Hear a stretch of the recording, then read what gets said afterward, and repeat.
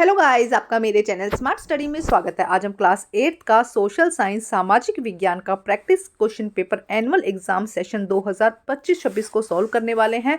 तो बहुत ही important question है। इसके अंदर 2.5 घंटे इसका समय होने वाला है और 60 मार्क्स का आपका क्वेश्चन पेपर होने वाला है।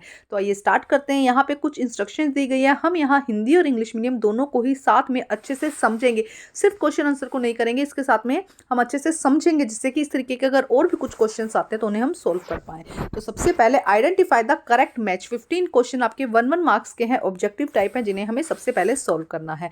तो हमें क्या करना है, आइडेंटिफाई द करेक्ट मैच को आइडेंटिफाई करना है। The constitution of the constitution universal adult franchise. देखो क्या कहा जा रहा है कि कॉन्स्टिट्यूशन की अंतर आत्मा मतलब मेन वो किस बात के लिए बनाया गया था। तो यूनिवर्सल अडल्ट फ्रेंचाइजी के लिए नहीं बनाया गया था, डायरेक्ट प्रिंसिपल के लिए भी नहीं बनाया गया था, पार्लियामेंट ऑफ द प्रोड्यूसर की पार्लियामेंट बनाया इसके लिए भी हमने कॉन्स्टिट्यूशन नहीं बनाया था, फंडामेंटल राइट इंसानों के जो इंडियंस है उनके फंडामेंटल राइट्स को लेकर ही कॉन्स्टिट्यूशन बना था। तो यहाँ पे ए आंसर क्या हो जाएगा, करेक्ट हो जाएगा फर्स्ट का। सेकंड देखते हैं, identify the secular country by reading the given statement. Secular country क्या होती है, जहां पर सभी रिलीजन्स को इक्वल राइट मिलता है, उसे हम क्या कहते हैं, स्क्लूरल कंट्री कहते हैं, स्क्यूलर कंट्री कहते हैं। तो देखो क्या है, कंट्री यहाँ पे कहा गया है कि country E people all religion have been equal right. ये तो बिल्कुल सही स्टेटमेंट कही गई कि जो ई कंट्री के लोग हैं वहां पे सभी रिलीजन को इक्वल राइट मिलता है। इन एफ कंट्री में क्या होता है, people only one religion have to right to vote. एक ही रिलीजन की कंट्री को वोट देने का अधिकार है, तो ये तो स्क्लूरल में नहीं आएगा। In country G religion has been promoted at the state religion, ये भी नहीं है कि स्टेट रिलीजन हम किसी को भी नहीं कह सकते। In country H the value of the vote one religion is more than the value of the another, की एक रिलीजन को ज्यादा वैल्यू मिल रही है, दूसरे रिलीजन के वोट को कम वैल्यू मिल रही है, तो ये भी नहीं आएगा। तो इसका आंसर क्या हो जाएगा, फर्स्ट में यहाँ पे हम देखते हैं तो कंट्री ई के जो लोग हैं वहां पे कौन सी कंट्री है, वो स्क्लूरल कंट्री है। नेक्स्ट देखते हैं question number 3। What is the total number of the elected member in the Lok Sabha. Lok Sabha में टोटल जो नंबर है इलेक्टेड मेंबर के वो कितने होते हैं, तो आपको याद होना चाहिए। उल्टी गिनती करो 5 4 3, तो सी आंसर यहाँ पे क्या हो जाएगा, करेक्ट हो जाएगा। हिंदी मीडियम में देखते हैं।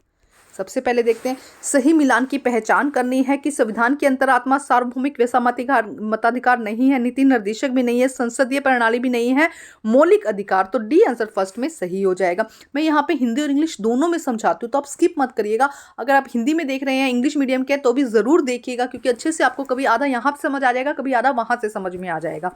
अब देखते हैं धर्मनिरपेक्ष देश किसे कहा गया। तो धर्मनिरपेक्ष देश क्या होता है, जहाँ पे सभी धर्म को समानता दी जाती है, सभी धर्मों की समान वैल्यू होती है। तो देश ई के सभी धर्म के मानने वाले लोगों को समान अधिकार दिए गए हैं। देखो ये एकदम सही स्टेटमेंट है कि सभी धर्मों को मानने वाले लोगों को समान अधिकार दिए गए हैं। धर्म एफ में क्या कहा गया है कि लोगों को एक ही लोगों को वोट डालने का अधिकार है, ऐसा नहीं होता है। राजकीय धर्म भी नहीं बना सकते हैं हम, और एक धर्म के मतों का दूसरे धर्म के मतों का मूल्य अधिक, मतलब एक धर्म के लोग हैं उनकी वोट की वैल्यू ज्यादा है, दूसरे धर्म के लोग की वोट की वैल्यू कम है। तो ये सही तीनों ही गलत हो जाएगा।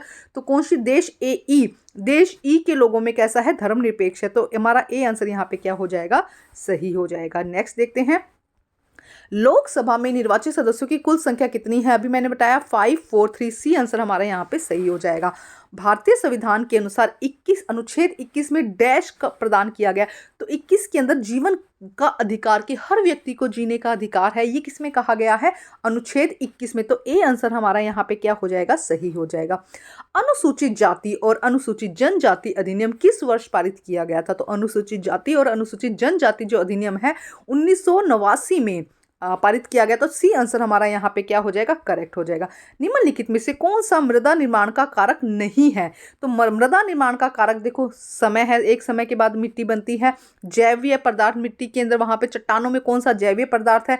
जो कौन सा जलवायु कारक है, सर्दी है, गर्मी है, धूप है, ये सब इफेक्ट करते हैं। लेकिन गठन, यहाँ पे गठन का मतलब ही मिट्टी को हमें गूंथना थोड़ना है।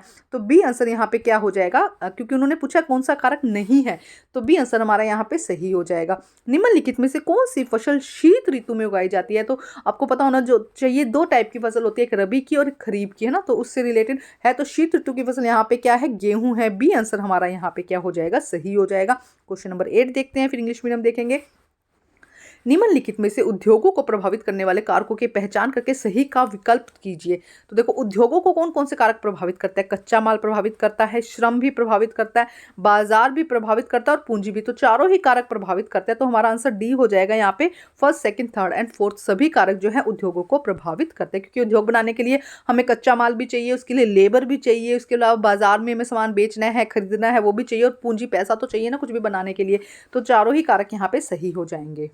क्वेश्चन नंबर 4 देखते हैं। आर्टिकल 21, एक second, article 21 of constitution provide right of life, life को जीने का क्या अधिकार देता है। In which year was schedule caste and schedule tribes act pass, कौन से ईयर में शेड्यूल कास्ट और शेड्यूल ट्राइब्स के एससी और एसटी का जो एक्ट है वो पास किया गया था, 1989 में। तो सी आंसर हमारा यहाँ पे क्या हो जाएगा, करेक्ट हो जाएगा। उसके बाद नेक्स्ट देखते हैं, which of the following is not a factor of the soil formation. Soil formation का फैक्टर कौन सा नहीं है, टाइम भी है, ऑर्गेनिक मैटर भी है, क्लाइमेट फैक्टर भी है, बट सॉइल फॉर्मेशन, ये क्या हुआ यहाँ पे ऑप्शन में, ये सॉइल फॉर्मेशन का कारक सॉइल फॉर्मेशन कैसे हो सकता है ना।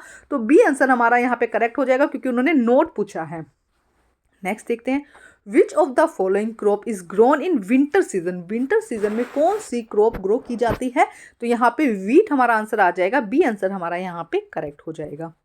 नेक्स्ट देखते हैं, identify the factor affecting industries from the following and choose the correct option. Industries को इफेक्ट करने वाले फैक्टर कौन कौन से हैं, रॉ मटेरियल बिल्कुल है, लेबर भी है, मार्केट भी है एंड कैपिटल भी है। चारों ही फैक्टर एक इंडस्ट्री के लिए इफेक्ट करते हैं, फैक्टर हैं उसके। तो डी आंसर यहाँ पे करेक्ट हो जाएगा, A B C, first second third and all. उसके बाद नेक्स्ट देखो क्या कहा गया है, what is the average population density of India, India की एवरेज पॉपुलेशन डेंसिटी कितनी है। तो आपको याद होना चाहिए 382 पीपल पर स्क्वायर किलोमीटर, 382 पीपल पर स्क्वायर, मतलब एक स्क्वायर किलोमीटर में 382 लोग रहते हैं, ये इसकी डेंसिटी होती है, इंडिया की डेंसिटी है, पॉपुलेशन डेंसिटी। नेक्स्ट देखते हैं स्टेटमेंट, क्वेश्चन नंबर 10 क्या कहा गया, स्टेटमेंट को रीड करते हैं। Renewable resources are those which are quickly renewable and replenished. क्या कहा गया, रिन्यूएबल रिसोर्सेज वो होते हैं जो बहुत जल्दी क्या होते हैं, रिन्यूड हो जाते हैं, नए बन जाते हैं। ऐसे रिसोर्सेज जैसे कि सनलाइट जो क्या है, नए बन जाते हैं, उन्हें हम रिन्यूएबल रिसोर्सेज कहते हैं। ए स्टेटमेंट सही है। Non renewable resources are those resources who reserve are limited, और नॉन रिन्यूएबल रिसोर्सेज वो हैं जो क्या हैं, जो रिजर्व हैं, जिनका रिजर्व जो मटेरियल रखा हुआ है वो लिमिटेड है, जैसे कि पेट्रोलियम हो गया, गैसेज होगी, ये क्या है कुछ टाइम के लिए रखे गए हैं, उसके बाद धीरे धीरे खत्म हो जाएंगे। तो दोनों ही स्टेटमेंट यहाँ पर सही है। तो क्या आ जाएगा, statement first and statement are both are correct, A answer हमारा यहाँ पे क्या आ जाएगा, सही हो जाएगा। ठीक है, नेक्स्ट देखते हैं क्वेश्चन नंबर 11, फिर हिंदी मीडियम में देखेंगे। Mahatma Gandhi launched the campaign Champaran movement in Bihar in 1917, बिल्कुल सही स्टेटमेंट है कि महात्मा गांधी ने चंपारण मूवमेंट को 1917 में बिहार में शुरू किया था। The British were supporter to the indigo farmer, तो ब्रिटिश जो थे वो इंडिगो फार्मर के सपोर्टर थे। तो ये स्टेटमेंट यहाँ पे गलत हो जाएगी, तो सी आंसर आएगा असेशनल। A is correct but R is incorrect, तो सी आंसर हमारा यहाँ पे क्या हो जाएगा, सही हो जाएगा। नेक्स्ट देखो क्या है, भारत का औसत जनसंख्या घनत्व कितना है, 382 प्रति वर्ग किलोमीटर, 382 प्रति वर्ग किलोमीटर। तो ए आंसर हमारा यहाँ पे सही हो जाएगा। नेक्स्ट देखो, दो कथन दिए गए हैं। नवीनीकरण संसाधन वे होते हैं जो शीघ्रता से नवीकृत या पुनः पूरित हो जाते हैं। नवीनीकरण संसाधन के लिए कहते हैं जो शीघ्रता से नए बन जाते हैं, और अनवीनीकरण संसाधन वे हैं जिनका भंडार सीमित है। तो दोनों ही स्टेटमेंट सही है, तो ए आंसर हो जाएगा। कथन ए और कथन बी दोनों ही सही है, ए आंसर हमारा यहाँ पर हो जाएगा। नेक्स्ट देखते हैं, 1917 में बिहार में महात्मा गांधी ने चंपारण में आंदोलन की शुरुआत की, ये सही है। अंग्रेज नील कृषकों के समर्थक थे, तो बिल्कुल भी नील कृषकों के समर्थक नहीं थे। तो सी स्टेटमेंट हो जाएगी कि अभिकथन ए तो सही है परंतु कारण जो है वो गलत है। तो ये यहाँ पे हो जाएगा, आंसर हमारा सी आंसर हो जाएगा। उसके बाद नेक्स्ट देखते हैं क्वेश्चन नंबर 12। नेक्स्ट देखते हैं, सालाबाई की संधि किस वर्ष हुई। तो सालाबाई की संधि 1782 में हुई थी, ए आंसर हमारा यहाँ पे करेक्ट हो जाएगा। 1900 में बिरसा मुंडा की मृत्यु डैश से हो गई थी, तो बिरसा मुंडा की मृत्यु हैजा, सी आंसर हमारा यहाँ पे क्या हो जाएगा, करेक्ट हो जाएगा। इंग्लिश मीडियम में देखते हैं, in which year was the treaty of the Salbai sign, तो कब हुई थी, 1782 में, 1782 में। तो ए आंसर हमारा करेक्ट हो जाएगा। Birsa Munda died of dash in 19th century, तो क्या हो जाएगा, क्लोरेरा इसका आंसर हो जाएगा, सी आंसर यहाँ पे करेक्ट हो जाएगा। क्वेश्चन नंबर 14 देखते हैं हम क्या कहा गया है। At which place did Bahadur Shah Zafar died, Bahadur Shah Zafar जो थे उनकी मृत्यु कहाँ हुई थी, तो रंगून। ए बहुत इंपॉर्टेंट क्वेश्चन है, बहुत बार पूछा जाता है, ए आंसर इसका करेक्ट हो जाएगा। उसके बाद में when did the Rabindranath Tagore started Shanti Niketan, when did the Rabindranath Tagore ने शांति निकेतन की शुरुआत कब की थी, तो इसका आंसर हो जाएगा 1901 में, 1901 में। तो ए आंसर हमारा यहाँ पे क्या हो जाएगा, करेक्ट हो जाएगा। हिंदी मीडियम में देखते हैं। क्वेश्चन नंबर 13 देखते हैं। 1900 में बिरसा मुंडा की मृत्यु डैश से हो गई थी, हैजा से, सी आंसर हमारा सही हो जाएगा। बहादुर शाह जफर की मृत्यु किस स्थान पर हुई थी, तो रंगून हमारा यहाँ पे आंसर हो जाएगा, ए आंसर हमारा आंसर हो जाएगा। उसके बाद नेक्स्ट देखिए, रविंद्रनाथ टैगोर ने शांति निकेतन की शुरुआत कब की थी, 1901 में, ए आंसर हमारा यहाँ पे क्या हो जाएगा, करेक्ट हो जाएगा। उसके बाद अब जो क्वेश्चन आ रहे हैं 2 मार्क्स के क्वेश्चन है, आप देख सकते हैं second, third and fourth 2 marks के हैं। तो क्वेश्चन नंबर 2 देखते हैं। ज्योतिबा फूले द्वारा समाज सुधार के लिए किए गए किन्हीं 2 कार्यों का उल्लेख कीजिए। तो ज्योतिबा फूले के द्वारा समाज सुधार के लिए किए गए 2 कार्यों का उल्लेख कीजिए। इसके अथवा में दिया गया है, विधवा पूर्ण विवाह के समर्थन में ईश्वर चंद्र विद्यासागर द्वारा किए गए कार्यों का उल्लेख देना। तो ज्योतिबा फूले और ईश्वर चंद्र विद्यासागर ने जो कार्य किए थे उनके बारे में हमें बताना है। 2 नंबर का है, तो ये देखते हैं आंसर। तो क्वेश्चन देखते हैं, ज्योतिबा फूले द्वारा सामाजिक सुधार के लिए किए गए 2 कार्य बताइए। Mention any 2 work done by the Jyotiba Phule in social reform. तो आंसर देखो क्या होगा, उन्होंने लड़कियों के लिए स्कूल खोले। तो याद कर लो कि ज्योतिबा फूले ने क्या किया था, लड़कियों के लिए स्कूल खुलवाए गए थे। उन्होंने जाति प्रथा और छुआछूत के खिलाफ भी आवाज उठाई थी। तो उन्होंने क्या किया था, एक तो लड़कियों के लिए स्कूल खुलवाए थे, एंड सेकंड क्या किया था ज्योतिबा फूले ने, जाति प्रथा जो ऊंच नीच की जाति कही जाती थी और जो छुआछूत की भावना थी उसके खिलाफ आवाज उठाई थी। तो इंग्लिश में देखें, शी, यहाँ पे शी आ जाएगा। She open school for girls and she fought against the caste system and untouchability. उन्होंने कास्ट सिस्टम और अनटचेबिलिटी के अगेंस्ट लड़ाई शुरुआत की थी, एंड द स्कूल खोले थे गर्ल्स के लिए। उसके बाद नेक्स्ट देखो, इसके अथवा में जो क्वेश्चन दिया गया था, ईश्वर चंद्र विद्यासागर द्वारा विधवा पूर्ण विवाह के समर्थन में किए गए किन्हीं 2 कार्यों के बारे में बताइए। The mention the work of the Ishwar Chandra Vidyasagar in support window remarriage. तो देखो क्या कहा था, उन्होंने विधवा पूर्ण विवाह कानून बनाने में मदद की थी कि विधवा जो है उनकी दोबारा से शादी की जा सके, पूर्ण मैरिज हो सके, पूर्ण विवाह हो सके, दोबारा शादी हो सके, उसके लिए उन्होंने कानून बनाने में मदद की थी। और उन्होंने समाज में भी विधवा पूर्णवता के लिए अभियान चलाए थे। तो उन्होंने पहले लोगों को इसके बारे में जागरूक किया था कि विधवा की दोबारा शादी की जा सकती है, और उसके बाद उसे कानून बनाने में उन्होंने हेल्प की थी। इंग्लिश में देख लेते हैं। He helped in making the widow remarriage act and he started campaign to support widow remarriage in society. Next प्रश्न देखिए क्या कहा गया, रोलेट सत्याग्रह के कारणों की परीक्षण कीजिए। तो देखो क्या होगा, 1919 में रोलेट एक्ट भारत में एक दमनकारी ब्रिटिश कानून, एक ऐसा कानून आया जिसमें संदिग्ध राजनीतिक आंदोलनकारियों को बिना मुकदमे के 2 साल तक गिरफ्तार और हिरासत में रखने की आज़ादी थी। मतलब जिससे भी जो भी कोई व्यक्ति राजनेताओं के साथ मिलकर कोई आंदोलन कर रहा है, उसे बिना मुकदमे के 2 साल तक गिरफ्तार करने की और हिरासत में रखने की इजाज़त दे दी थी इस रोलेट एक्ट ने। इससे असल में बंदी प्रत्यक्षीकरण जैसे बुनियादी नागरिक अधिकारों को खत्म कर दिया। अभी कोई भी व्यक्ति आपस में बात कर सकता है, अपने विचार रख सकता है, ऐसे जो नागरिक अधिकार थे उनको खत्म कर दिया। प्रेस पर पाबंदी लगाएगी कि प्रेस ऐसे कोई भी बात छाप नहीं सकते, उसके लिए उनको परमिशन लेनी होगी। बढ़ते राष्ट्रवाद को रोकने के लिए कथित क्रांतिकारी गतिविधियों के लिए बिना जूरी के मुकदमे चलाने की इजाजत दे दी थी। मतलब अगर कोई भी व्यक्ति देश की आज़ादी के लिए आपस में बात कर रहा है, कोई आंदोलन करने की बात कर रहा है, तो बिना जूरी के, मतलब बिना कोई पहले स्टेप के सीधे ही उसे क्या है, मुकदमे की इजाजत दे दी, उस पर केस लग जाएगा। तो ये बहुत जो रोलेट एक्ट था, ये बहुत बड़ा दिक्कत हो रही थी, जिससे कि देश की आज़ादी पर बात ही नहीं कर पा रहे थे लोग ना। इंग्लिश में देखते हैं, देखो, examine the cause of the Rowlatt Satyagraha. क्या कोजेज रहा था रोलेट सत्याग्रह के लिए?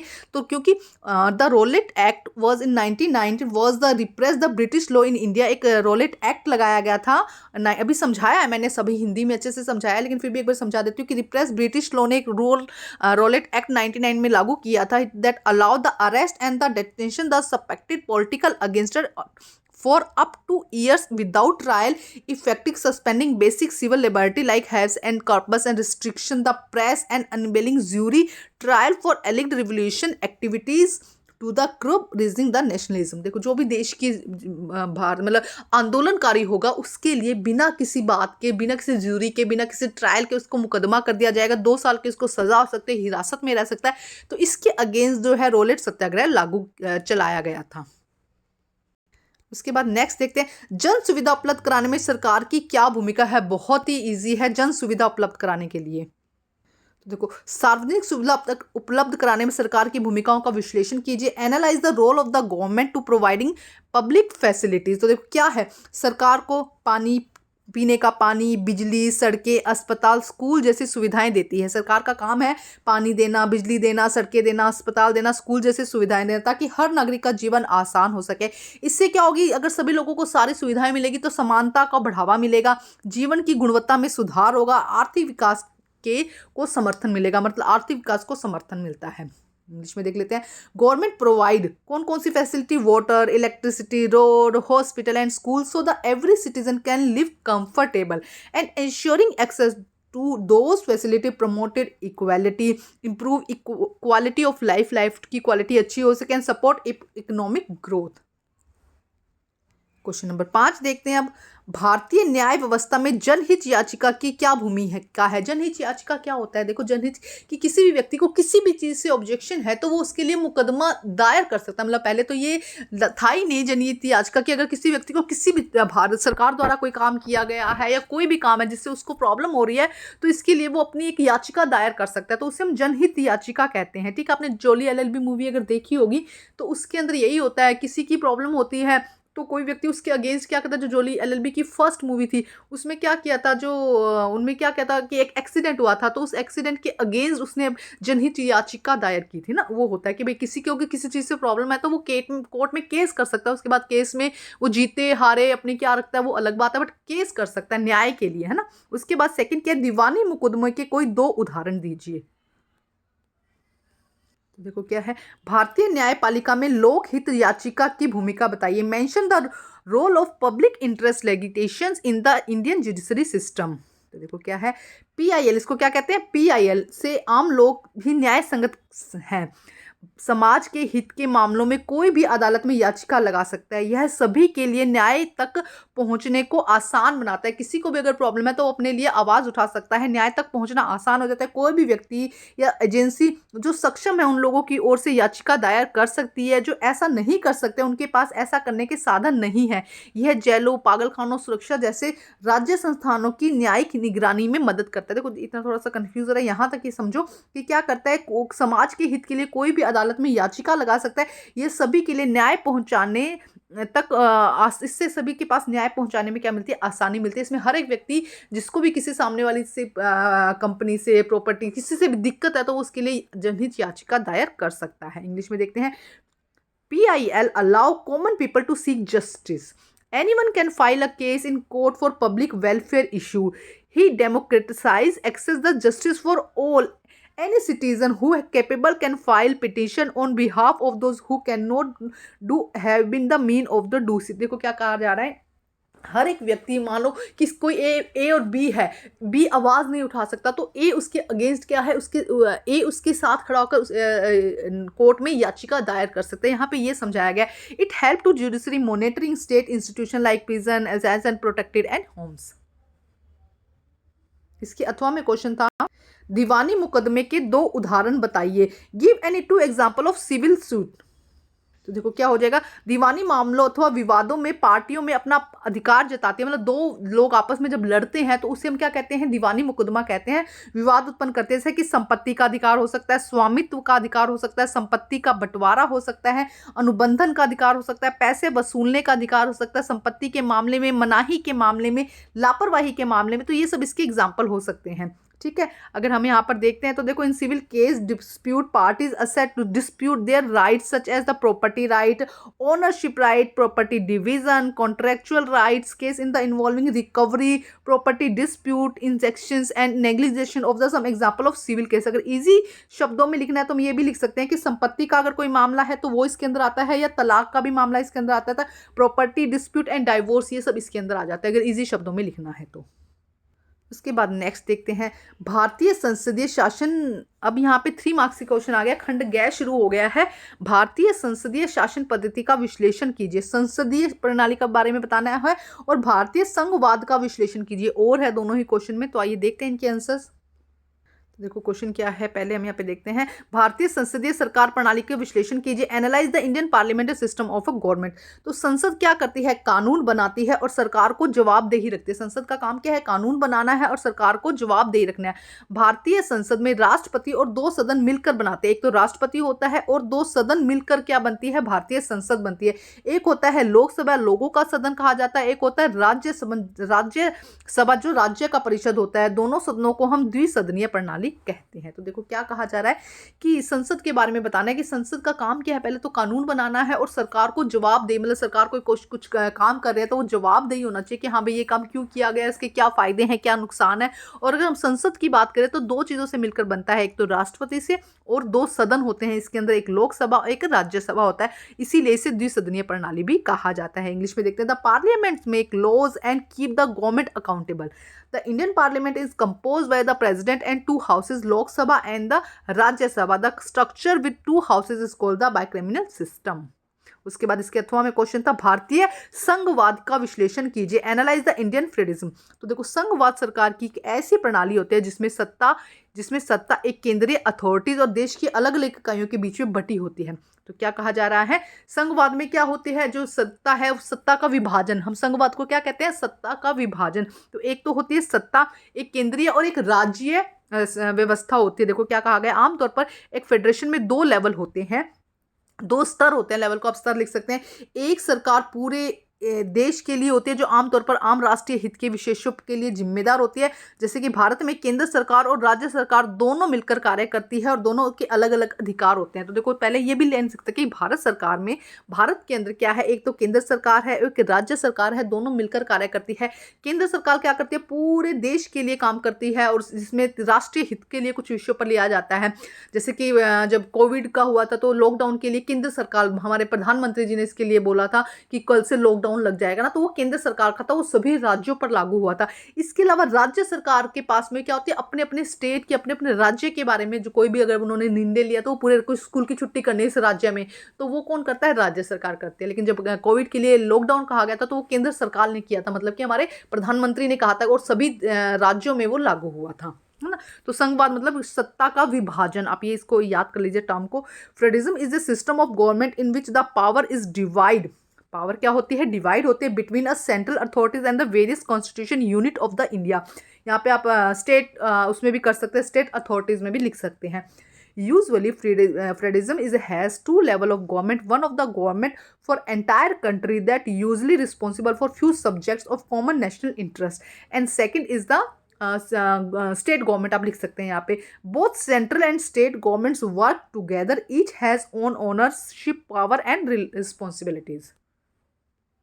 उसके बाद क्वेश्चन नंबर 7 देखते हैं, भारत में कृषि को प्रभावित करने वाले कारकों की व्याख्या कीजिए या स्थानांतरित कृषि की विशेषताओं की व्याख्या कीजिए। इंग्लिश में देख लेते हैं एक बारी। Explain the factor affecting the agriculture in India and explain the characteristic of the shifting cultivation. देखो कृषि को प्रभावित करने वाले कारकों में जलवायु, मिट्टी, सिंचाई, बीज, खाद, तकनीकी कृषि को प्रभावित करते हैं। जनरल अगर 1 नंबर में क्वेश्चन आता है तो कौन कौन से कारक हैं, जलवायु, मिट्टी, सिंचाई, बीज, खाद और तकनीकी जो है वो कृषि को प्रभावित करते हैं। क्योंकि अब 3 नंबर में है तो हम एक को डिटेल में देखेंगे। सबसे पहले आता है मिट्टी। मिट्टी की क्वालिटी, प्रकार, उर्वरकता फसल तय करने के लिए महत्वपूर्ण भूमिका निभाती है कि किस तरीके की मिट्टी है, वहाँ पे कौन सी फसल बोई जाए। जलवायु, वहाँ का तापमान कैसा है, बारिश कैसी होगी, मौसम की स्थिति कैसी होगी, बहुत तेज धूप है, बहुत ज़्यादा गर्मी है, बहुत ज़्यादा ठंड है, तो ये सभी फसल की पैदावार पर प्रभावित होता है। थर्ड है स्थलाकृति, वहाँ की ज़मीन कैसी है कि ज़मीन की भौतिक विशेषताएं जैसे कि पहाड़ है, मैदान है, वहाँ की मिट्टी कैसी है, घाटियाँ कैसी है, खेतों को प्रभावित करती है। खेतों की फसल को प्रभावित करती है। और टेक्नोलॉजी की कौन सी टेक्नोलॉजी आप यूज़ कर रहे हो, आधुनिक उपकरणों का यूज़ कर रहे हो, सिंचाई प्रणालियों का यूज़ कर रहे हो, मशीनों का उपयोग कर रहे हो, तो ये सब भी चीज़ें जो है कृषि को प्रभावित करती है। इंग्लिश मीडियम में देख लेते हैं यहाँ पर। सबसे पहले अगर छोटे 1 नंबर में क्वेश्चन आए तो climate, soil, irrigation, seed, fertiliser and technology effect the agriculture, अगर है क्योंकि यहाँ पे क्वेश्चन 3 नंबर का है तो हर एक को हमें डिटेल में लिखना होगा। Soil, the quality and type and fertility of the soil play a significant role of the determining climate, temperature, rainfall, weather condition are directly affect to the crop growth and yield. Topography. Topography is the physical feature of the land such as hills, plain, valley influence of the agriculture method. And technology use the modern tools, irrigation system, machinery improve the efficiency and the productivity in the farming. उसके बाद next question देखो, झूम खेती या स्थानांतरित खेती क्या है, इसके बारे में बताना है। Explain the characteristics of the shifting cultivation.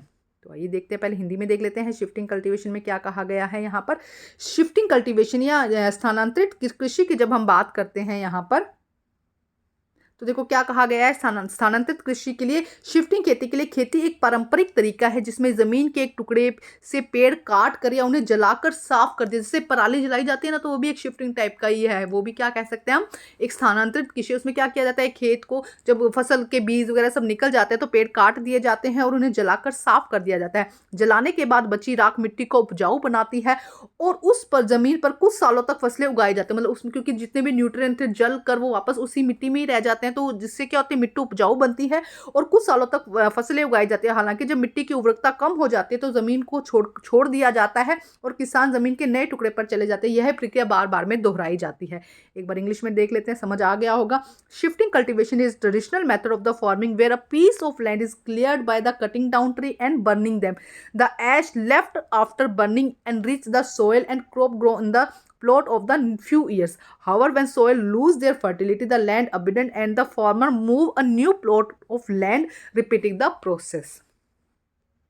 अब हम कर रहे हैं सेक्शन डी। सेक्शन डी के अंदर 2 क्वेश्चन करने हैं आपको और 5 मार्क्स के क्वेश्चन है। तो फर्स्ट क्वेश्चन क्या, explain the factor affecting the population distribution. Population कहाँ पे कम ज़्यादा होगा उसके बारे में आपको यहाँ पर बताना है। तो देखते हैं, जनसंख्या वितरण को प्रभावित करने वाले कारकों की व्याख्या कीजिए। Explain the factor affecting population distribution. तो यहाँ पे देखो कुछ पॉइंट्स दिए गए हैं, बहुत ही आसान से शब्दों में मैंने आपको समझाया और बहुत ही इंपॉर्टेंट क्वेश्चन है। सबसे पहले आता है जलवायु। जहाँ मौसम अच्छा होगा वहाँ पर ज़्यादा लोग रहेंगे, मतलब जहाँ पे सर्दी गर्मी सही होगा वहाँ पे लोग ज़्यादा है, वहाँ पे लोग ज़्यादा रहेंगे, वहाँ की पॉपुलेशन ज़्यादा होगी, है ना, जनसंख्या वहाँ की ज़्यादा होगी। जहाँ पे सोचो ये नॉर्वे या उधर चले जाते हैं, जहाँ पे नॉर्थ या साउथ पोल पर चले जाते हैं, जहाँ पे एक्सट्रीम पे ठंड है तो वहाँ पे जनसंख्या कम है। इंडिया में क्या है, सभी टेम्परेचर तापमान सही रहता है तो यहाँ पे जनसंख्या ज़्यादा होती है। भूमि और मिट्टी, उपजाऊ मिट्टी वाले स्थानों पर लोग ज़्यादा बसते हैं। जहाँ पे ज़्यादा मिट्टी उपजाऊ होगी वहाँ पे अच्छे से कृषि की जा सकेगी, लोगों का पेट भर सकेगा, अच्छे खाना हो सकेगा, अच्छा रोजगार मिल सकेगा वहाँ पे ना, तो इसीलिए लोग वहाँ पे ज़्यादा रहेंगे। पानी की उपलब्धता सबसे ज़रूरी है। जहाँ पानी होगा, नदियों और पानी वाले क्षेत्रों के आसपास में जनसंख्या ज़्यादा होगी। अगर पानी ही नहीं होगा तो लोग वहाँ पे रहना कैसे प्रेफर कर सकते, नहीं रहेंगे ना। उसके बाद रोजगार, अब रोजगार जहाँ पे ज़्यादा होगा, खेतों में पहले क्या था, गाँवों में कृषि होती थी, अच्छे से लोग रहते थे, लेकिन धीरे धीरे लोगों ने शहरों की तरफ मूव करना शुरू कर दिया क्योंकि शहरों में काम ज़्यादा है, मेहनत कम है और काम ज़्यादा है, इसलिए शहरों में काम अधिक मिलने के कारण लोग वहाँ पे चले जाते हैं। उसके बाद में परिवहन, मतलब आप यहाँ पे रह रहे हो लेकिन यहाँ से ना कोई इधर आ सकता है ना कोई इधर जा सकता, तो यहाँ ऐसी जगह पे लोग कम रहेंगे। तो अच्छी सड़कें और रेल होने से लोग वहाँ, जहाँ पे अच्छी सड़कें, आना जाना आसान होगा, रेल चलती होगी, ट्रेन वगैरह चलती होगी, तो वहाँ पे लोग इजीली रहेंगे। तो ये सारे कारक आपको अच्छे से याद करना है। थोड़ा सा कुछ भी लिख दो इसके अंदर, मेन आपको जलवायु, भूमि, मिट्टी, पानी की उपलब्धता, रोजगार, परिवहन, ये यहाँ पर लिखना था। इंग्लिश में देख लेते हैं एक बारी। क्लाइमेट, सबसे पहले climate, people live more where the climate is comfortable. Land and soil fertile area attract the more population. Land, water availability, area near the river more have more peoples. Employment, people move to cities for jobs and transport. Good roads are and railway attract to the settlement. अब आता है question number 9। Question number 9 में A and B दोनों दिए हैं, दोनों ही 5 number के हैं। सबसे पहले देखो क्या कहा जा रहा है यहाँ पे, examine the approach of the British government towards the education of India. की ब्रिटिश गवर्नमेंट ने अपनी एजुकेशन इंडिया पर किस तरह से थोपी, उसके क्यों चाहते था, उसके बारे में बताना है। What type of the education did Rabindranath Tagore advocate for the Indians. Rabindranath Tagore किस तरह की एजुकेशन चाहते थे इंडिया में, उसके बारे में बताना है। क्वेश्चन देखो क्या कहा गया है, भारतीयों की शिक्षा के प्रति ब्रिटिश सरकार के दृष्टिकोण की व्याख्या कीजिए। Examine the approach of British government towards the education of the Indian, वो किस तरीके की शिक्षा चाहते थे उसके बारे में बताना है। तो देखो क्या कहा जा रहा है, ब्रिटिश सरकार का मकसद था कि पढ़े लिखे भारतीयों को एक ऐसा वर्ग बनाया जाए, मतलब वो ऐसी शिक्षा चाहते थे जिससे कि क्या हो, देश के एडमिनिस्ट्रेशन में मदद मिल सके, देश को चलाने में मदद, मतलब राज तो शासन तो वही करे, ब्रिटिश ही करे, लेकिन उनको चलाने में मदद मिल जाए। यह ब्रिटिश कंट्रोल को मजबूत करने और लोकल लोगों के बीच वफादारी पक्का करने की एक स्ट्रेटेजी का हिस्सा था। थोड़ी देखो लैंग्वेज ऐसी आ रही है, इसको समझो क्या कहा जाए कि ब्रिटिश वो क्या चाहते थे कि ब्रिटिश का जो था उनका तो कंट्रोल बना रहे, और जो लोग नौकरी करे ना, वो लोग नौकरी करे वफादारी के साथ में नौकरी करे, मतलब काम वो ब्रिटिश का करे लेकिन वफादारी के साथ में करे। ब्रिटिश भारतीयों को सीमित शिक्षा देना चाहते थे, अंग्रेजी शिक्षा देकर वे क्लर्क या छोटे मोटे काम करने वाले कर्मचारी ही बनाना चाहते थे ताकि सरकार चलाने में मदद मिल सके। देखो ध्यान से समझो, वो चाहते थे कि जो भारतीय है वो पढ़े, लेकिन क्या पढ़े, जो वो पढ़ा रहे हैं वो सिर्फ छोटी मोटी नौकरी करे और उनका राज चलता रहे, और लोग क्या करते जाए, अपनी नौकरी भी करते जाए और उनका राज चलता जाए और वफादारी के साथ में वो काम करते रहे। इंग्लिश मीडियम में देख लेते हैं एक बारी। देखो, the British government aim to create a class of educated Indians who could assist the administration of the country. This was a part of the border strategy to consolidate the British control and ensure loyalty among the local population. The British wanted to give limited education to Indians. Their aim was to teach English and create clerk and low level work to help run their administration. उसके बाद next question इसके अथवा में था, रविंद्रनाथ टैगोर ने भारतीयों में किस प्रकार की शिक्षा चाहते थे। What type of education did Rabindranath Tagore advocate for Indians. तो देखो इसका हिंदी में पढ़ते हैं, वो एक्चुअली भारतीय थे, तो वो चाहते थे कि भारतीय एक अच्छी शिक्षा ले ना, जिससे कि उनका विकास हो सके। तो उन्होंने क्या लिखा है, रविंद्रनाथ टैगोर के शैक्षिक विचार और दर्शन में सर्वांगीण विकास, मतलब हर तरीके से विकास हो, रचनात्मक हो, नए ना कुछ क्रिएटिविटी हो, उनके अंदर प्रकृति से जुड़ाव पर जोर दिया था। उनका मानना था कि शिक्षा से बौद्धिक, भावनात्मक एवं आध्यात्मिक विकास होना चाहिए, मतलब सिर्फ पढ़ना नहीं है, सिर्फ याद करना नहीं है, रट्टा नहीं लगाना। उन्होंने कहा था उसका बौद्धिक विकास हो, उनकी भावनात्मक और आध्यात्मिक विकास होना चाहिए। टैगोर ने विश्व भारती विश्वविद्यालय की स्थापना की, जो अनुभवात्मक, जिससे कि अनुभव हो सके, एक्सपीरियंस हो सके, कला संस्कृति आदान प्रदान को बढ़ावा देता था। टैगोर प्राकृतिक माहौल में स्वतंत्र सोच वाली, रचनात्मक और बच्चों की रुचि के अनुसार शिक्षा चाहते थे, कि वो सिर्फ भारतीयों के लिए सोचते थे कि बच्चा, अगर भारतीय कोई बच्चा पढ़ रहा है तो वो सीखे कुछ, ऐसा नहीं कि सिर्फ याद कर लिया, डिग्री ले ली। वो चाहते कि कुछ सीखे और अपने दम पर मतलब कुछ कर सके। इंग्लिश मीडियम में देख लेते हैं, Rabindranath Tagore educational thought and philosophy inspires holistic development, creativity and connected with the nature. He believed education should foster intellectuality, emotion and spiritual growth. Tagore found Visa Bharatiya University promoting experimental learning, art, cultural exchange. Tagore wanted education was the natural, creative, free thinking and based on the interest of children. 5 marks का question है, इसको थोड़ा सा समझ में आ जाता है ना, तो थोड़ा 2-4 लाइनें ऐड भी आप कर सकते हो। अब हमारा सेक्शन नेक्स्ट स्टार्ट होता है। यहाँ पर केस आधारित प्रश्न है, 4 मार्क्स का है, पैराग्राफ दिया गया है और उसी से रिलेटेड क्वेश्चन आंसर है। तो पहले पैराग्राफ को रीड करते हैं, फिर क्वेश्चन आंसर को सॉल्व करेंगे। तो देखते हैं पहले हिंदी मीडियम में, फिर इंग्लिश मीडियम में। समझा इकट्ठा ही दूंगी, हिंदी मीडियम में ही पहले जो पढ़ूंगी वहीं से समझा दूंगी, आप आंसर्स फिर देख लीजिएगा कैसे किस तरीके से लिखना है वो बता दूंगी। समाज में ऐसे समूह है या समुदाय हो सकते हैं जिन्हें बेदखली का एहसास रहता है। उन्हें हास्यकरण की वजह यह हो सकती है कि वे एक अलग भाषा बोलते हैं, अलग रिवाज अपनाते हैं, रीति रिवाज अपनाते हैं, बहुसंख्यक समुदाय के मुकाबले किसी दूसरे धर्म के हैं। वे अपनी गरीबी के कारण सामाजिक हैसियत से कमज़ोर माने जाने की वजह से शेष लोगों के मुकाबले कमतर मनुष्य के रूप में देखे जाने की वजह से खुद को हाशिए पर महसूस करते हैं। कई बार हाशिए पर समुदाय के लोगों को दुश्मनी और डर का भाव भी देखते हैं। अलग थलग किए जाने की वजह से ऐसा एहसास समुदाय के संसाधनों और मौकों का फ़ायदा उठाने से रोक देता है। फलस्वरूप हाशिए पर समुदाय अपने अधिकारों को आवाज़ उठाने से चूक जाते हैं। उन्हें समाज में ऐसे ताकतवर प्रभावशाली तबकों के मुकाबले शक्तिहीन व पराजय का एहसास रहता है, जिसके पास जमीन है, धन दौलत है, जो ज़्यादा पढ़े लिखे हैं, राजनीतिक रूप से ज़्यादा ताकतवर है। इसका मतलब यह है कि हाशिएकरण किसी एक ही दायरे में महसूस नहीं होता, बल्कि आर्थिक, सामाजिक, राजनीतिक सभी दायरे में कुछ तबकों को हाशिए पर महसूस कराने के लिए विवश करते हैं। तो इसी से रिलेटेड कुछ क्वेश्चन है। कुछ समुदायों को हाशिए पर क्यों महसूस होता है? हाशिए पर समुदाय संसाधनों और मौकों का लाभ क्यों नहीं उठा पाते? हाशिएकरण को किस प्रकार समुदायों को शक्तिहीन बना देता है? देखो क्या कहा गया, in the social environment group of people communicate have the experience of being inclusive, their marginalisation can be because they speak different languages, follow different custom, belong to different religion group from their majority community. They may also the feel marginalization because they are poor, considerable to low society status, and viewed to be the less human than others. So sometimes marginal groups are viewed to the hostility and fear. This seen between difference and exclusion lead to communicate with the help of the access to resource and opportunity to have to their ability to assert their rights. They experience a sense of disadvantage and powerness, and vice a wise more powerful and dominant section of society who own earth, land, and whether wealthy, better educate, and political power. Thus the marginalization seldom that experience one's fears economic, social, cultural, and political factor together to make certain group in the society in marginalization. तो क्या कहा जा रहा है यहाँ पे कि कुछ लोग क्या होते हैं, जैसे आदिवासियों का मेन यहाँ पे क्या किया जाता है, एक अलग से ग्रुप बन जाता है। ये ग्रुप इनको पूरी तरह से फुल अपॉर्चुनिटी नहीं मिलती है, ये अलग रहते हैं, इनकी भाषा अलग होती है, जिसकी वजह से ये अपने आप को थोड़ा दबा हुआ फील करते हैं, थोड़ा नीचा फील करते हैं, इस तरीके का समझते हैं अपने आप को कि हम उन लोगों के जैसे जो पढ़े लिखे या सोच जिनकी नंबर ज़्यादा है, उन नंबर मतलब कि पॉपुलेशन ज़्यादा है, उनसे अपने आप को कम समझने लगते हैं। तो मार्जिनलाइजेशन हो जाता है, यहाँ पे हाशियकरण हो जाता है। तो उसी चैप्टर में से लिया गया है। अब यहाँ पे पैराग्राफ है, क्वेश्चन उनको रीड करते हैं। Why do some communities feel marginalizations? Why are marginalized communities have unable to advantage resources and opportunity? किस तरह से वो एडवांटेज लेने से रोका जाता है और किस तरह से वो माइग्रेट हो जाते हैं? How do the marginalization disempowered communities, किस तरह से वो डिसपावर कम्युनिटीज़ बन जाती है?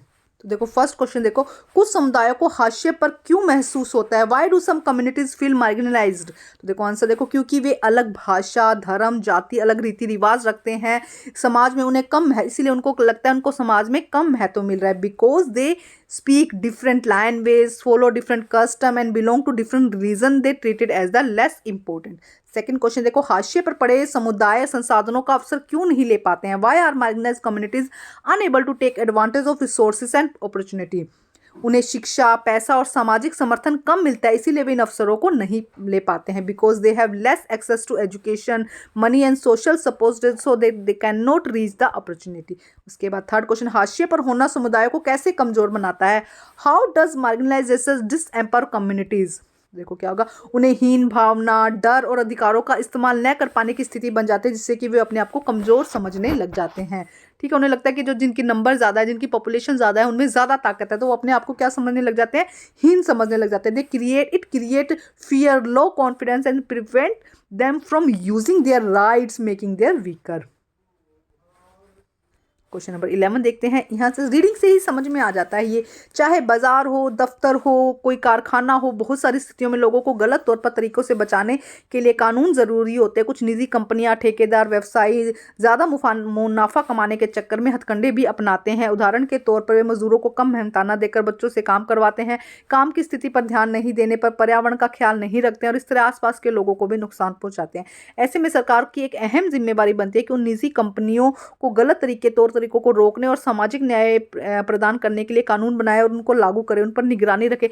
यानी नया सरकार को केवल सही कानून बनाने चाहिए, बल्कि उनको लागू भी करना चाहिए। अगर कानून कमजोर होगा तो उन्हें सही ढंग से न किया जाएगा, जिससे कि भारी नुकसान हो सकता है। तो देखो क्या कहा गया, बाजार के लिए कहा गया है कि कुछ लोग क्या करते हैं, ज़्यादा मुनाफा कमाने के लिए इस तरीके के हथकंडे अपनाते हैं, जिसमें वो क्या करते हैं, कम मजदूरों को कम मेहनताना देते हैं, बच्चों को काम करवाते हैं और वो पर्यावरण का भी ध्यान नहीं रखते। तो इसके लिए सरकार को क्या करना चाहिए? सरकार को एक मजबूत कानून बनाना चाहिए और उसके कानून के और उसकी वो भी करना चाहिए, कानून बनाया है तो कानून लागू हो सही तरीके से, यह भी देखना चाहिए।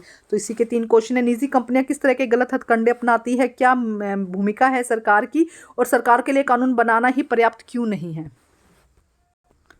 11 क्वेश्चन देखिए, law is necessary in many situation where is the market law factories so that protect people the unfair practices some private companies contract business and person in order to make higher profit resort their unfair practice such as paying worker low, employing children for work, ignoring the condition of work, ignoring the damage of environment. A major comment therefore is the control activity to private companies to making and enforcing and the upholding law to make as prevent unfair the practice and ensure social justice. This means that government has to make appropriate law and also had to enforce of law that are weak and poorly enforced can be caused the serious harm। इसके यहाँ पे 3 questions हैं, तो आइए इनको solve करते हैं। Question number 1 देखो, कुछ निजी कंपनियां अनुचित प्रथाओं का सहारा क्यों लेती है? अनुचित प्रथा मतलब कि जो हथकंडे हैं यहाँ पे। Why do some private companies resort the unfair practices? तो देखो, अधिक मुनाफा कमाने के लिए वे ऐसा करती हैं जिसमें कि कम मजदूरी देना या गलत तरीके से अपनाना, जिसमें कि एनवायरनमेंट के बारे में नहीं सोचना, बच्चों को काम पर लगाना। तो इसका मेन रीज़न क्या? अधिक मुनाफा कमाने के चक्कर में। ठीक है, उसके बाद नेक्स्ट देखो, they do it to earn more profit such as paying low wages and the unfair methods. Next question देखो, सरकार की एक महत्वपूर्ण जिम्मेवारी क्या है? What is the an important responsibility of the government? निजी कंपनियों पर नियंत्रण रखना और उनके खिलाफ कानून बनाना और कानून को लागू भी करना, ये भी इंक्लूड कर दीजिए। To control private companies and enforce law against their unfair practices. Next question देखो, सरकार के लिए सिर्फ कानून बनाना ही काफ़ी क्यों नहीं है? Why it is not enough for the government to simplify making law? सिर्फ लॉ बनाने से काम नहीं चलेगा ना, कानून को लागू करना भी ज़रूरी है। अगर कानून न लागू हो तो नुकसान हो सकता है। Because the law must also be enforced and if not enforced they can not be prevent harm. Question number 12 देखते हैं हम। जब हम इतिहास या कोई कहानी लिखते हैं, उसे टुकड़ों या अध्याय में बांट देते हैं, तो हम ऐसा क्यों करते हैं? हम ऐसा इसलिए करते हैं ताकि हर अध्याय में कुछ सामंजस्य हो। इसका मकसद कहानी को इस तरह से सामने लाना है जिससे उसे आसानी से समझा जा सके, याद रखा जा सके। इस प्रक्रिया में हम सिर्फ उन घटनाओं पर जोर देते हैं जो उस कहानी में पेश करने में मददगार होती है। जो इतिहास गवर्नर जनरलों के बीच में कई इर्द गिर्द चलता है, उसे भारतीय की गतिविधियों को कोई मायने नहीं रखते, उसके लिए कोई जगह नहीं होती। तो फिर क्या किया जाए? जाहिर हमें इतिहास एक ऐसे खाका बनाना पड़ेगा। इसका मतलब यह है कि जब जिन तिथियों को महत्व दिया जाता रहा था वे महत्वपूर्ण नहीं रही, वे हमारे लिए नई तिथियों महत्वपूर्ण हो जाएंगी। देखो क्या कहा जाए कि इतिहास किस तरीके से बनाया जाए कि इतिहास में कुछ कहानियाँ होती है, उन्हीं के बारे में हम पढ़ते हैं, उन्हीं की तिथियों के बारे में पढ़ते हैं, उसमें मेन लोगों के बारे में पढ़ते हैं। वो कहते हैं अगर हम इसमें चेंज कर दें तो तिथियाँ भी नई बन जाएंगी, जो पहली वाली तिथियाँ थी वो महत्वपूर्ण नहीं रहेंगी, जिनके बारे में हम पढ़ रहे थे उनको नहीं पढ़ेंगे, कुछ नया पढ़ेंगे। तो इस तरीके का इसी में समझाया गया। इतिहास या कहानी के अध्यायों में बांटने का, इतिहास को, कहानी को कुछ अध्यायों में बांट देते हैं ना, तो बांटने का मुख्य उद्देश्य क्या होगा? ऐसा इसलिए किया जाता था कि हर अध्याय में कुछ सामंजस्य रहे। पुराने इतिहास लेखन और भारतीयों की गतिविधियों की उपेक्षा क्यों की जाती थी? इससे क्या होता था? इसकी उपेक्षा क्यों की जाती थी? क्योंकि इसमें क्या है, पुराने इतिहास गवर्नर जनरल के मेन लोगों के इर्द गिर्द घूमते थे। अब सभी को महत्व मिलेगा। जब इतिहासकार पुरानी महत्वपूर्ण तिथियों को छोड़कर नई तिथियों को महत्व देने की बात करते तो इतिहास की व्याख्या में क्या परिवर्तन आता है? स्पष्ट कीजिए। Question number 12.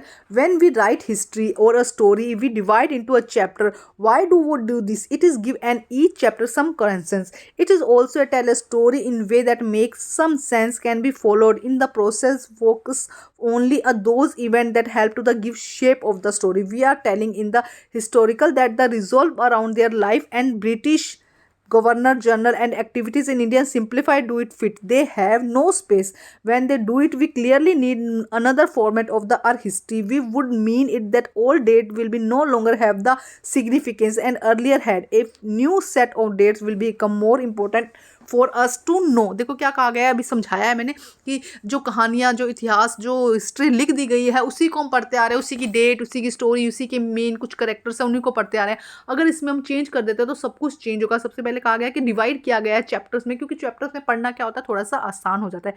अभी यहाँ पे कुछ क्वेश्चन है, तो आइए इनको करते हैं सोल्व। फर्स्ट क्वेश्चन क्या है? इतिहास को अध्यायों में बांटने का मुख्य उद्देश्य क्या है? What is the main purpose to divide history in a story और अ चैप्टर? तो देखो क्या होगा इसका आंसर। इससे क्या होगा? कहानी को समझने में आसानी होती है और घटनाएं क्रम में दिखाई जाती है। It help to understand the story easily and see event in a proper order. Next question, पुराने इतिहास लेखन में भारतीय गतिविधियों को नजरअंदाज क्यों किया गया? Why were the activities Indian negligible in the early history writing? क्योंकि ब्रिटिश लेखक अपने शासन पर जोर देते थे और भारतीयों को कम महत्व देते थे। Because British historian focus on their rule and they did not give any, एक second, because Indian historians focus on their rule and they did not give importance to Indian activities. Next देखते हैं प्रश्न number 3। जब इतिहासकार पुरानी तारीखों को छोड़कर नई तारीखों को महत्व देते हैं तो इस इतिहास को समझने में क्या बदलाव आता है? बताइए। When historian abandon the old importance day and give importance to new dates, what change does the bring to the interpret of history? Explain. इससे इतिहास को नई दृष्टि से समझ में आता है। नई इतिहास को हम नई तरीके से देख सकते हैं ना, नई घटनाओं और नए विचारों को महत्व मिलता है और इतिहास ज़्यादा वास्तविक लगता है। It give fresh view of history and new events, new ideas become important and history become more realistic. Next देखते हैं क्वेश्चन नंबर 13। बढ़ती जनसंख्या और इसकी बढ़ती मांगों के कारण वन भूमि, कृषि योग्य भूमि का बड़े पैमाने पर विनाश हुआ है। इससे प्राकृतिक संसाधन के समाप्त होने का डर पैदा हो गया है। इसीलिए विनाश की वर्तमान दर को अवश्य ही रोकना चाहिए। वन रोपण, भूमि उद्धार, रासायनिक कीटनाशकों, उर्वरकों, विनियमित उपयोग एवं अति चरागाह पर रोककर भूमि संरक्षण के कुछ मुख्य सामान्य तरीके हैं। बढ़ती जनसंख्या के कारण किस प्राकृतिक संसाधन के समाप्त होने का डर है? वन भूमि और कृषि योग्य भूमि का। बढ़ती जनसंख्या के कारण भूमि संरक्षण का एक सामान्य तरीका क्या है? भूमि संरक्षण का एक सामान्य तरीका क्या है? देखो यहाँ पे लिखा होगा, वन रोपण, भूमि उद्धार, रासायनिक कीटनाशकों, विनियमित चरा। बढ़ती जनसंख्या किस प्रकार भूमि संसाधनों का विनाश का कारण बन रही है? तो बढ़ती जनसंख्या के कारण वन रोपण अधिक हो रहा है, भूमि उद्धार अधिक हो रहा है, रासायनिक कीटनाशकों के प्रयोग से, उर्वरक के विनियमित को प्रयोग से, चरागाहों पर, इन सब से क्या हो सकता है? एक सेकंड, देखो दोनों क्वेश्चन में मैं थोड़ा कंफ्यूज हो गई। फर्स्ट का तो मैं आंसर यहाँ से मिल गया, ठीक है। सेकंड का भूमि संरक्षण का एक तरीका क्या हो सकता है? अति चरागाह पर रोक लगाकर वन रोपण करके हम भूमि संरक्षण को क्या कर सकते हैं? एक तरीका कुछ भी लिख सकते हैं। बढ़ती जनसंख्या किस प्रकार भूमि संसाधनों का विनाश करे? क्योंकि अगर जनसंख्या ज्यादा होगी तो उनका यूज ज्यादा होगा तो वो खत्म ज्यादा होंगे ना। तो ये इसमें एक बार रीडिंग करते हैं, फिर आंसर देखेंगे। नेक्स्ट देखो, आपको मेरे चैनल पर सभी सब्जेक्ट के सैंपल पेपर मिल जाएंगे और अच्छे से एक्सप्लेनेशन के साथ में मिलेंगे, आप वहां से कर सकते हैं। अब देखते हैं 13 question. Growing population and their ever growing demand has to led a large scale of the destruction of the forest cover and arable land has to create a fear of losing this natural resources. Therefore the present rate of degradation of land must be checked. Afforestation, land regulation, use of chemical pesticide, fertilizers, check on the overgrazing, on some the common method to the use conserve land resources. तो यहाँ पे कुछ questions है, आइए इनके answer देखते हैं। बढ़ती जनसंख्या में कौन सा प्राकृतिक संसाधन खतरे में? Which natural resources threaten in the depletion due to the growing population? तो देखो कौन कौन सा है। भूमि सबसे ज्यादा क्या है? भूमि, लैंड रिसोर्सेज, ठीक है। उसके बाद नेक्स्ट देखो, भूमि संरक्षण की एक सामान्य विधि का वर्णन कीजिए। Describe a common method of the land conservation. तो यहाँ पे देखो क्या पेड़ लगाना भूमि संरक्षण का एक तरीका है। ए फॉरेस्टेशन, यहाँ पे देखो थोड़ा सा पेड़ लगाना हो जाएगा। Afforestation which is the main planting tree is the common method of the land conservation. तो यहाँ पे पेड़ लगाना यहाँ पे आ जाएगा। वनीकरण, आप यहाँ पे लिख दीजिएगा, वनीकरण, है ना। वनीकरण यानी कि पेड़ लगाना भूमि संरक्षण का एकमात्र तरीका है। उसके बाद बढ़ती जनसंख्या भूमि संसाधनों को कैसे नष्ट करती है? How does a growing population cause to the destruction of land resources?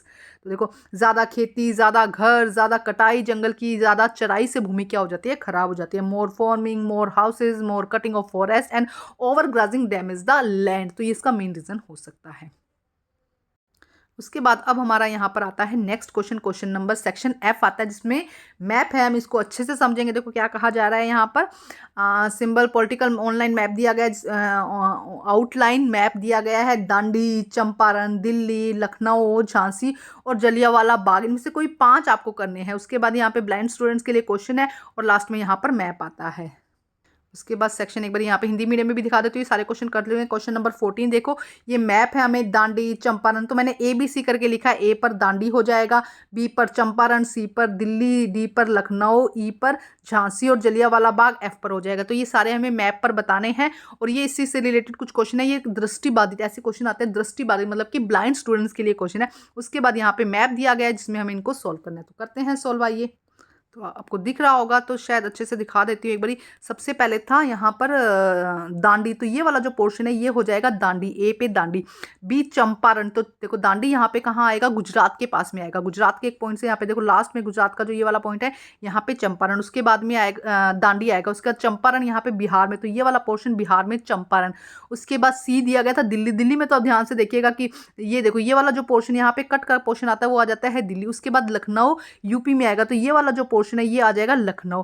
उसके बाद दिया गया था झांसी, तो झांसी के लिए अब यहाँ से देखो ये जब यूपी के अंदर इस तरीके का आता है तो उसके बीच में यहाँ पर क्या है? झांसी। तो यहाँ पे ये कलर चेंज करके दिखाती हूँ आपको, थोड़ा समझ में आएगा। तो ये वाला जो पोर्शन है ये है झांसी का, ठीक है। ये पोर्शन क्या है? झांसी का। और उसके बाद लास्ट में उन्होंने कहा था जलियांवाला बाग मतलब कि अमृतसर, तो यहाँ पे ये वाला जो पोर्शन है पंजाब के अंदर यहाँ पे ये क्या आ जाएगा? झांसी आ जाएगा।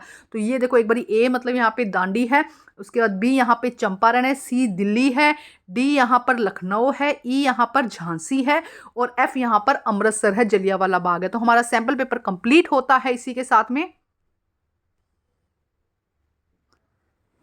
एक बारी मैं दोबारा बताती हूँ, मुझे लगता है मैंने वीडियो को पोज पे ही रखा है।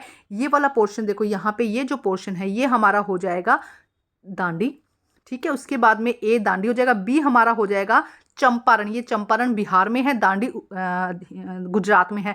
उसके बाद सी यहाँ दिल्ली हो जाएगा। उसके बाद में डी यहाँ लखनऊ उत्तर प्रदेश में हो जाएगा। और ई यहाँ पर देखो, ई अगर मैं यहाँ पे बात करती हूँ, सब कुछ हटाती हूँ, ई यहाँ पर ये जो पोर्शन बना हुआ है, आप ध्यान से देखिए, ये जो पोर्शन बना है यहाँ पे झांसी हो जाएगा। और एफ जलियांवाला बाग हमारा हो जाएगा। जलियांवाला बाग कहाँ पर हो जाएगा? हमारा अमृतसर में। तो हमारा पूरा सैंपल पेपर हो गया है। अगर कुछ क्वेश्चन समझ नहीं आया तो मुझे कमेंट करिएगा, या और किसी सब्जेक्ट में आपको दिक्कत है तो उसके लिए भी कमेंट करिएगा, उसका भी वीडियो मैं आप लोगों के लिए बना दूंगी। अपने फ्रेंड्स में ज़रूर शेयर कर दीजिएगा। Thank you guys.